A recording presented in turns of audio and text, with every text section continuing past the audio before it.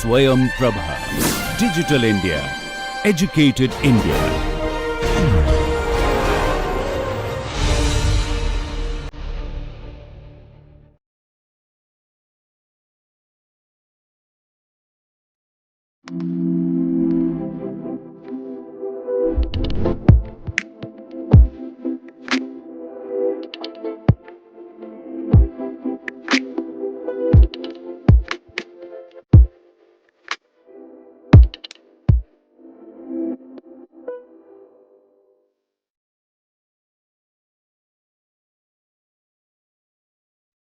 Hello everyone, welcome to the third lecture of week 5 on modernization and creative communication. So, in the previous lecture, we had focused on the word communication, how it was derived and what was its role in 17th century. And today we will be delving with the topic communication with the dead, hermeneutics and media, as is described in the book Speaking into the Air, a history of the idea of communication. So, the concept of communication was developed in a culture that routinely sought communication with the distant and the dead. What sex was to the Victorians, death is to us, the ultimate but inescapable taboo. We avert our eyes, fear dwelling on the cross, and sequester death in hospitals, and are easily persuaded by the hygienic rhetoric of cremation. We are miles apart from the 19th century's gloomy romanticism about death.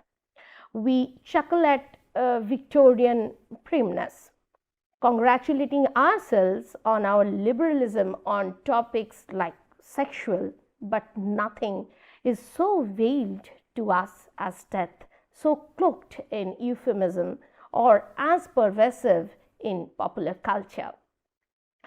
So, the concept of communication with the dead serves as a powerful metaphor for hermeneutics, the art and science of interpreting texts and cultural artifacts from the past. In engaging with historical texts or the legacies of long departed individuals, interpreters metaphorically communicate with the dead, seeking to bridge the temporal divide and bring past voices, intentions, and meanings into the present. This metaphor captures the essence of hermeneutics, a dialogue across time, where understanding is achieved by reviving and reinterpreting what was once thought, written, or created. In our modern society, death has become a deeply ambivalent subject. On the one hand, it is treated as a taboo, often shrouded in euphemisms and avoided in direct conversation. On the other hand, death permeates popular culture, from films and books to digital media, manifesting as a recurring theme in entertainment, art, and storytelling. This paradoxical relationship with death mirrors the Victorian era's treatment of sex. Both are subjects of fascination and repression. Representing what? Representing ultimate human experiences that society both shuns and obsesses over. Communication with the dead also provides a very rich framework for understanding history, literature, and media. In history, it encapsulates the practice of reconstructing the lives, thoughts, and experiences of those who are no longer here, striving to make sense of their world while acknowledging the gaps and silences in the historical record. In literature, the metaphor underscores the reader's engagement with the text from the past, where authors and their works continue to speak to contemporary audiences through interpretation and analysis. Now, mourning dominated Victorian life. From dress codes to elaborate rituals, black clothing, as you have seen in many films or many TV series, this black clothing symbolized universal mourning, right? And items such as mourning cards, jewelry with locks of hair, and funerary ornaments were very commonplace artifacts. Lewis Mumford suggests that the pervasive black clothing in 19th century was an unwitting expression of a civilization in mourning. Cemeteries became spaces not only for contemplation but for the social activities like picnics and pilgrimages. The color of one's clothing announced degrees of mourning: black, white, grey, and finally the mauve. Queen Victoria, of course, led the way spectacularly, daily laying out Prince Albert's shaving kit for him until she was dead, decades after he died. The high point of Victorian poetry was characteristically a long lament for a lost comrade. Tennyson's In Memoriam, A.H.H. Tennyson's soulmate died in 1833, but the poem was not completed until 1849. Tennyson spent 16 years in writing the elegy. No psychologically certified stages of grief for him. Victorian literature was filled with spirits returning from the dead. Then Dickens' Scrooge first thought Marley's ghost was, I say this within quotes, an ill-digested piece of cheese. But this materialistic suspicion of hamburgery would eventually bow to the incontrovertible proofs of the ghost's reality. Edgar Allan Poe is the archetypal romancer of the dead. Cemeteries were places of contemplation, pilgrimage, and picnic. Nowhere is the strangeness of the period with its obsession about death, its high moral tone, and its sentimentality better expressed than in the cemeteries. So, now we will be discussing on hermeneutics and communication with the dead. Hermeneutics is the study and practice of interpreting texts that have become disconnected from their original historical or cultural context. It arises from a situation where communication between the writer and the reader has been disrupted, whether by differences in time, culture, or any other forms of engagement, other forms of estrangement. This process begins where direct, unmediated communication is no longer possible, addressing the complexities of understanding messages that come to us in fragmented or mediated forms. A significant stream of hermeneutics shaped by thinkers such as Schleiermacher or Dilthey and Gadamer views interpretation as a means to transcend these gaps. Their approach aims to open a pathway not just to understanding the texts, but also to fostering a kind of dialogue between the living and the dead, a conversation that seeks to restore meaning and connection across the divides of history.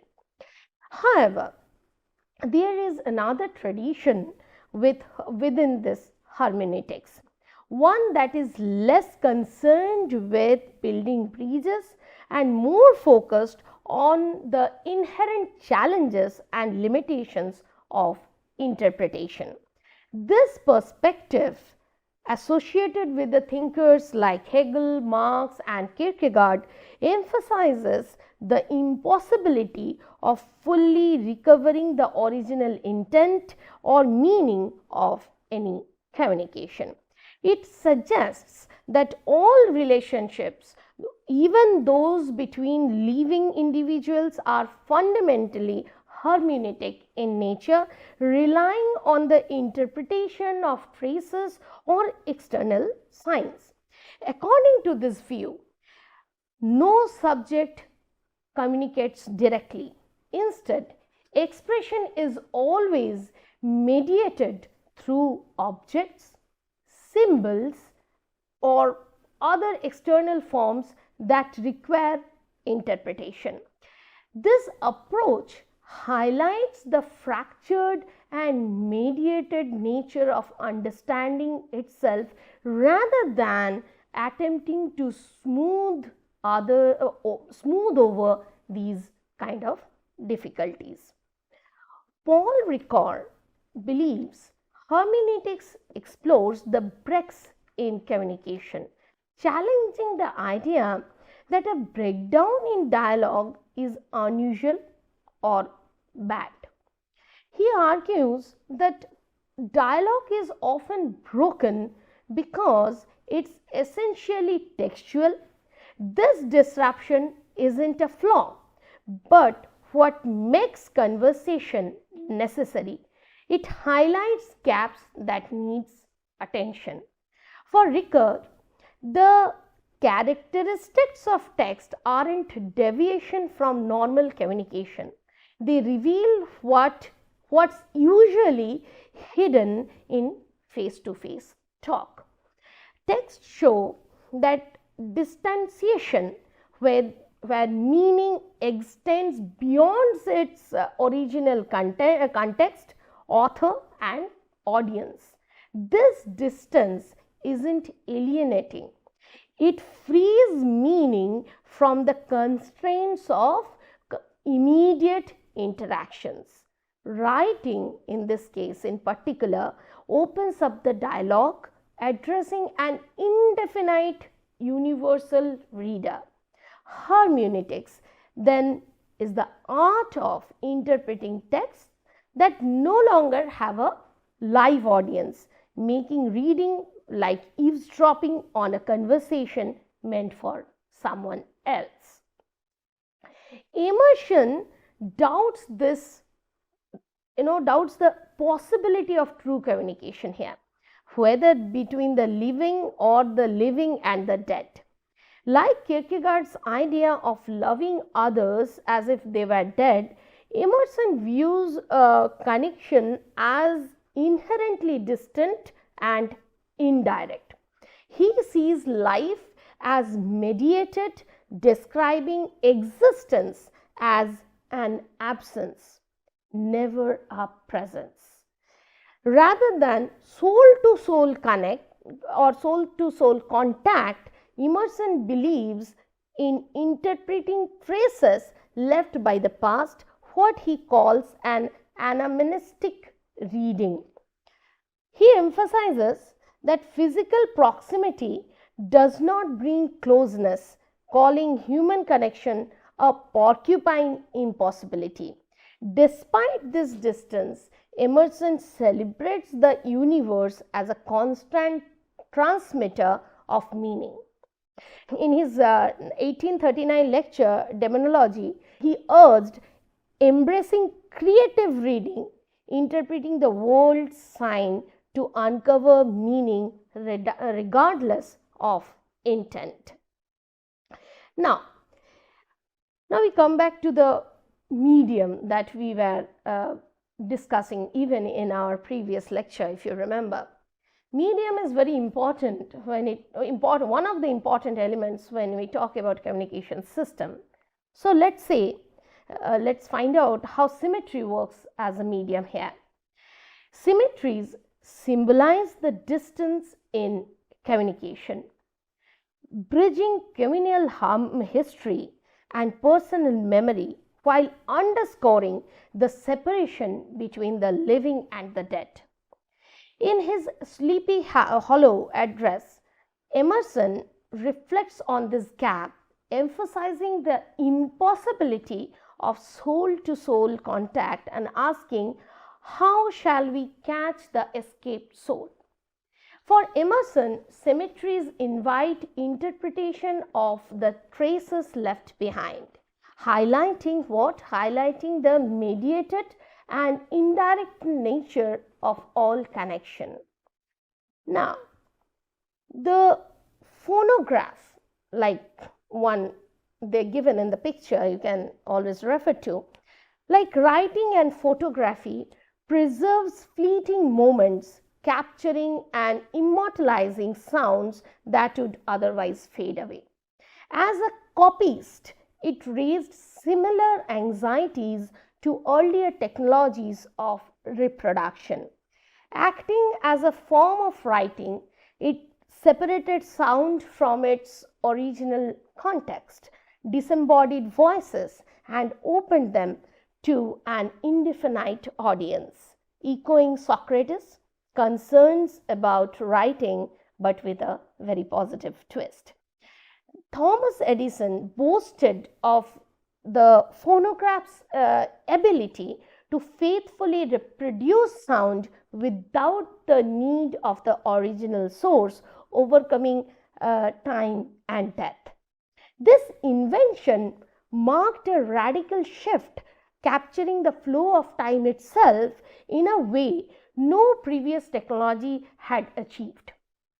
Emerging in 1877, the phonograph transformed how humans interacted with sound, democratizing the experience of hearing disembodied voices, a phenomena once limited to poets and the mad.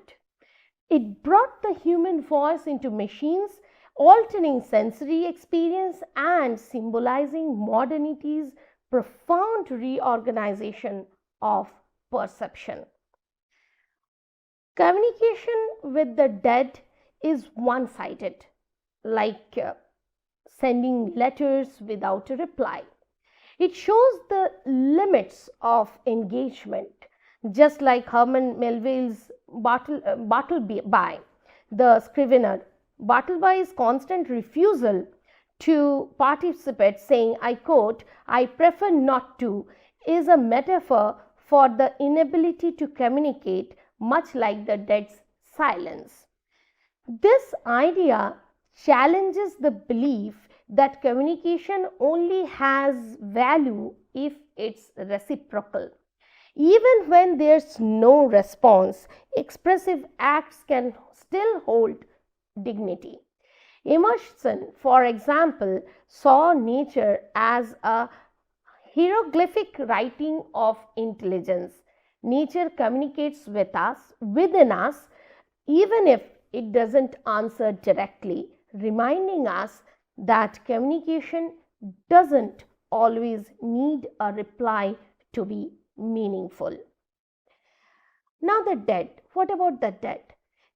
The dead teaches us the virtues of patience and interpretation, offering lessons that are neither immediate nor direct. Engaging with the past requires a shift in perspective and acceptance that communication with the dead is not at all a dialogue but an act of deciphering traces, fragments, and echoes that are left behind. Hermeneutics, the art of interpretation, as I have already mentioned, provides the framework for this engagement. Rather than expecting active interactions, hermeneutics involves reading the signs, symbols, and remnants of the past with the care and imagination. Understanding meaning in this context demands attention to both the historical and cultural circumstances in which these traces originated, as well as the creative effort to bring them into resonance within the present. Communication with the dead then resembles the exchange of dead letters, messages that were never received, correspondences stranded in time, right? These letters, like the relics of the past, invite us to reconstruct their significance, finding connections across the gaps of history. The act of interpretation becomes then a way of bridging the unbridgeable, transforming absence into a form of presence through the imaginative reconstruction of meaning.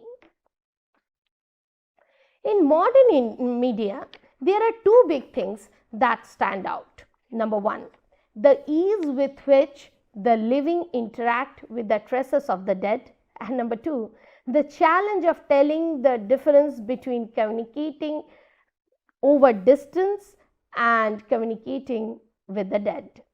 The same technology that allows us to send messages across the world can also capture voices and images, preserving them from playback. The key difference is that while we have a conversation with people far away, we can't truly converse with the dead. The dead don't respond. They only leave what? They only leave behind fixed, unchanging messages. Like Socrates said about writing, their words are always the same, never changing. We can read their traces, but we can't interact with them directly, right? Even in spiritualism, the connection is very fragile. As Ellen Sedgwick observed, the dead often fail to convey clear messages. Communication with the dead is less about interaction and more about interpreting the traces they have left behind. Modern media shapes how we remember and mourn by immortalizing traces of the deceased. For example, annual tributes at Edgar Allan Poe's grave and the Vietnam Veterans Memorial reflect ongoing dialogues with the history. These media representations help preserve memory, allowing people to mourn and connect with the past, fostering collective reflection and grief. Now, lessons from the dead needs to be taken into consideration. Talking to the dead is seen as both an art and a philosophy.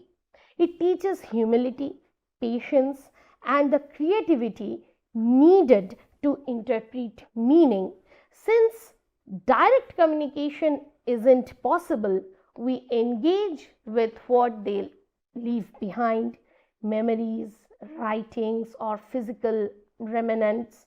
Instead of viewing this as a limitation, it becomes a meaningful act, turning interpretation into an art. So the idea that in all our conversation we write and receive only unanswered letters captures this. It suggests that even among the living, much of our interaction involves interpreting unanswered messages, finding meaning in the gaps. So, in their silence, the dead become profound teachers.